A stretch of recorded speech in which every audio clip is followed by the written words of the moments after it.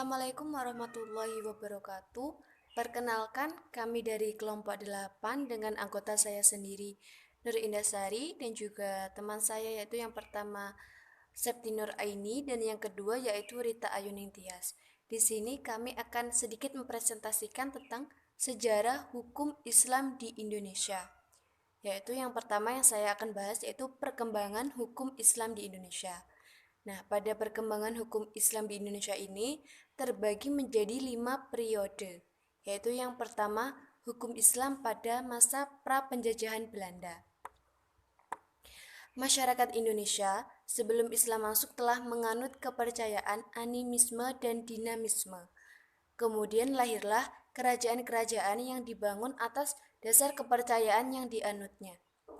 Lalu disusul dengan lahirnya kerajaan Islam yang didukung oleh para wali dan penyiar agama Islam. Kehadiran kerajaan Islam yang menghentikan kerajaan Hindu-Buddha membawa hukum Islam di Indonesia untuk pertama kalinya digunakan dalam hukum positif.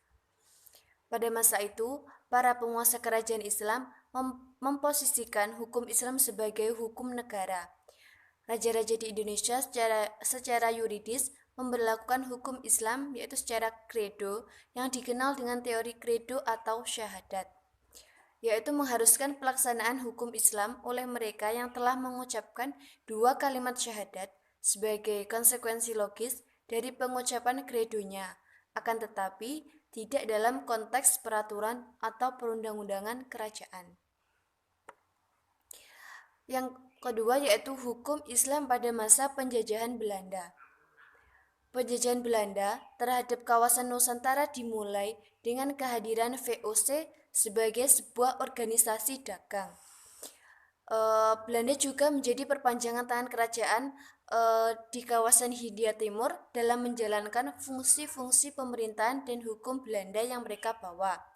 Namun, penggunaan hukum Belanda ini masih mengalami kesulitan karena penduduk pribumi sangat sulit menerima hukum yang asing bagi mereka, sehingga VOC ini membebaskan penduduk pribumi untuk menjalankan apa yang selama ini telah mereka jalankan. Nah, keadaan seperti ini disebut dengan reception in complex, yaitu penerimaan hukum Islam secara menyeluruh oleh umat Islam.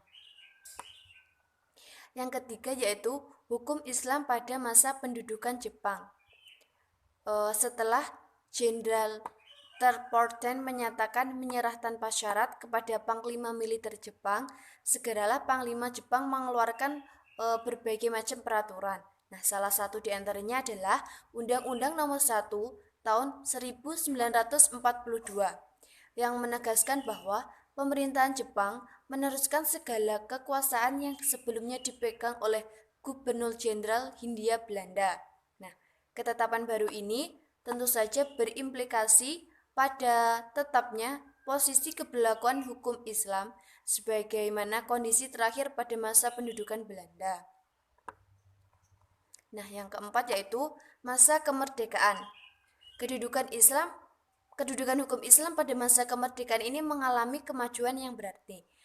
Di masa kemerdekaan ini, hukum Islam mengalami 2 periode, yaitu periode yang pertama persuasive source dan yang kedua periodenya yaitu authoritative source.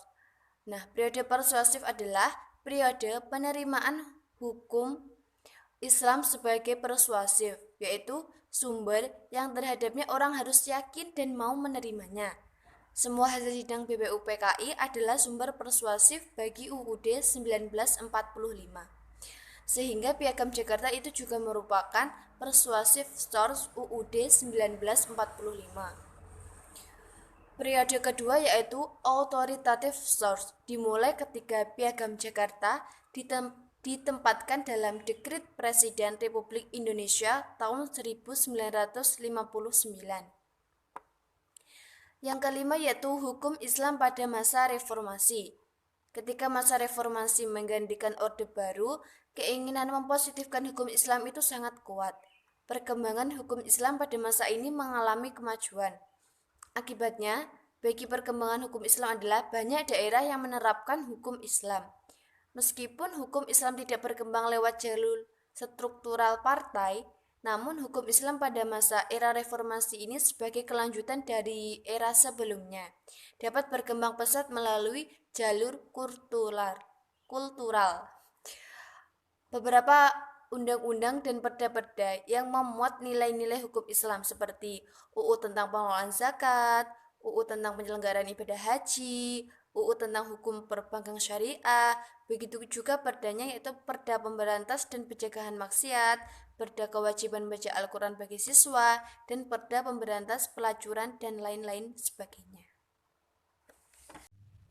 Saya Septi Nur Aini akan membahas materi tentang kedudukan dan pelaksanaan hukum Islam dalam sistem hukum di Indonesia. Berdasarkan pasal 29 Undang-Undang Dasar 1945 dengan dijiwai oleh semangat Piagam Jakarta, kedudukan hukum Islam telah diakui keberadaannya di dalam sistem hukum di Indonesia. Ketentuan pasal 29 ayat 1 Undang-Undang Dasar 1945, negara berdasarkan ketuhanan yang Maha Esa. 3 di antaranya yang berhubungan dengan bahasan ini antara lain, yang pertama, dalam negara Republik Indonesia tidak boleh berlaku sesuatu yang bertentangan dengan kaidah-kaidah bagi pemeluk agama di tanah air, kaidah Islam bagi umat Islam, kaidah Nasrani bagi umat Nasrani, kaidah Hindu bagi umat Hindu, dan sebagainya. Yang kedua, negara Republik Indonesia wajib menjalankan syariat Islam bagi orang Islam, syariat Nasrani bagi orang Nasrani, syariat Hindu bagi orang Hindu, dan sebagainya. Yang ketiga, syariat yang tidak memerlukan bantuan kekuasaan negara. Setiap pemeluknya wajib menjalankannya sendiri, seperti sholat dan puasa bagi umat Islam. Sedangkan pelaksanaan hukum Islam di Indonesia dapat dilakukan melalui berbagai jalur. Di sini ada 6 jalur. Jalur pertama yaitu jalur iman dan takwa. Dalam kaitan ini adalah hukum Islam di bidang ibadah. Jaminan pelaksanaan hukum terdapat dalam pasal 29 ayat 2 Undang-Undang Dasar 1945. Jalur kedua yaitu jalur perundang-undangan, seperti berbagai peraturan perundang-undangan telah ditunjuk hukum perkawinan, hukum kewarisan, hukum wakaf, hukum perjanjian berdasarkan hukum Islam sebagai hukum yang berlaku bagi umat Islam.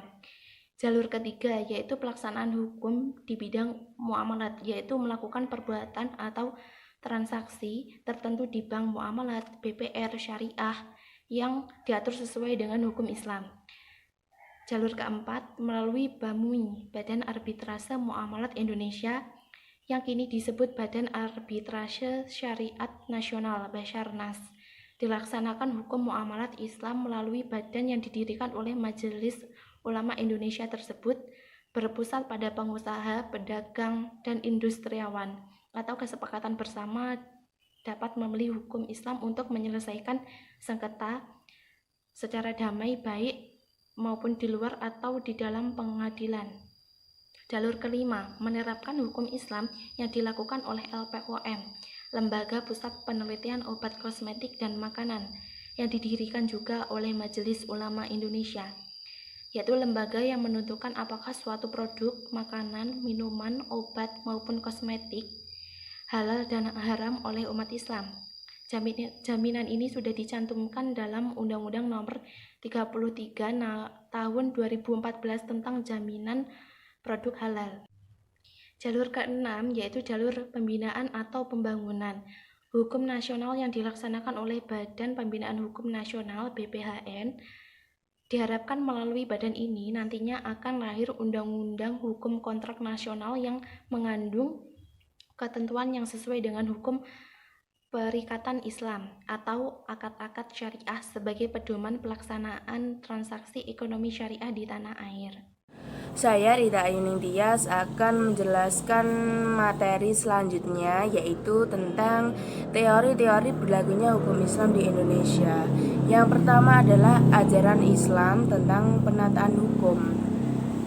Nah, dalam kehidupan bermasyarakat ada beberapa kebijakan, yaitu yang pertama kebijakan tasrik, yaitu kebijakan dengan suatu aturan hukum Allah dan Rasul-Nya. Berarti kebijakan tersebut sudah ditetapkan oleh Allah dan Rasul-Nya. Contohnya seperti larangan minum minuman keras. Kemudian yang kedua adalah kebijakan taklif, yaitu kebijakan dalam penerapan ketentuan hukum terhadap manusia sesuai kondisi yang telah terjadi. Contohnya, hukum mencuri. Seseorang mencuri pasti kan terkena hukuman seperti di penjara, seperti itu. Dan yang kedua adalah teori penerimaan otoritas hukum. Nah, teori ini dikemukakan oleh H.A. Ergib, yaitu orang yang beragama Islam menerima otoritas hukum Islam. Jadi dalam teori ini menyebutkan bahwa orang yang beragama Islam pasti menerima otoritas hukum Islam. Nah, menurut Gibb, hukum Islam merupakan alat yang ampuh untuk mempersatukan etika sosial Islam. Teori yang ketiga yaitu teori receptio in complexu. Nah, teori ini dikemukakan oleh Profesor Mr. Lodewi J.K. Willem Christian Vandenberg. Nah, Vandenberg ini adalah ahli hukum Islam. Nah, pada saat pemerintah Hindia Belanda, ia merumuskan keadaan berlakunya hukum itu dengan mengatakan bagi rakyat pribumi yang berlaku bagi mereka adalah hukum agama. Nah, yang disebut dengan receptio in complexu. Yang keempat adalah teori receptio. Nah, yang dikemukakan oleh Profesor Christian Snoeck-Groningen yang merupakan penasihat pemerintah Hindia Belanda. Teori ini mengatakan bahwa bagi rakyat pribumi pada dasarnya berlaku hukum adat. Hukum Islam berlaku apabila normanya telah diterima oleh masyarakat sebagai hukum adat. Dan kemudian yang kelima adalah teori receptio exit. Teori ini dikemukakan oleh Profesor Hazairin. Nah, atas dasar teori receptio, teori yang keempat tadi. Nah, teori receptio ini dianggap bertentangan dengan Al-Quran dan Sunnah Rasul serta Undang-Undang Dasar 1945. Oleh karena itu, Profesor Hazairin menyatakan bahwa setelah Indonesia merdeka, hendaknya orang Islam Indonesia menaati hukum Islam karena hukum itu merupakan ketentuan dari Allah dan Rasul-Nya, bukan karena hukum Islam itu diterima oleh hukum adat tersebut. Nah, teori yang keenam adalah teori receptio contrario yang dikemukakan oleh H. Sayuti Talib. Beliau merupakan penulis buku Receptio Contrario, yaitu tentang hubungan hukum adat dengan hukum Islam.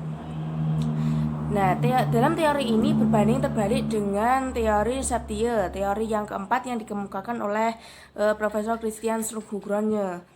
Nah, mengapa berbanding terbalik? Karena teori receptio contrario ini berisi hukum adat baru berlaku jika tidak bertentangan dengan hukum Islam. Nah, sedangkan di teori receptio, hukum Islam berlaku apabila normanya telah diterima oleh masyarakat sebagai hukum adat. Nah, oleh karena itu teori keenam ini tidak berbanding terbalik dengan teori receptio.